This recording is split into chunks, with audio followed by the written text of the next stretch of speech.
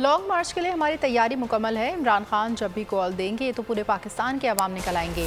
वज़ीर आला गिलगित बल्तिस्तान खालिद खुर्शीद ने मारूफ सूफी बुजुर्ग मियाँ मीर के दरबार पर हाजिरी दी और मज़ार पर फूलों की चादर चढ़ाई।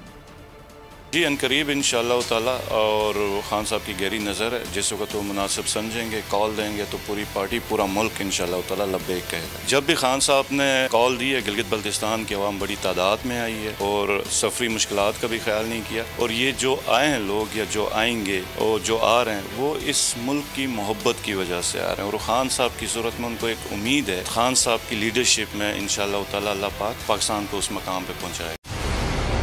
मंजिल, रास्ता, जज्बा,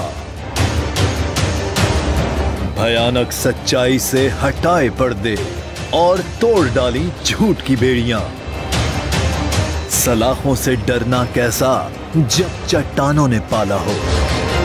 इमरान खान बोल के साथ जुम्मे से इतवार रात 10 बजे सिर्फ बोल न्यूज पर। सबसे ज्यादा व्यूज, सबसे ज्यादा रील्स और सबसे ज्यादा रेटिंग के साथ बोल अब भी नंबर 1 पोजीशन पर बरकरार। और अगर आपको हमारी ये वीडियो पसंद आई है तो लाइक पर क्लिक कीजिए, सब्सक्राइब करें और बेल दबाएं ताकि कोई खबर रह न जाए।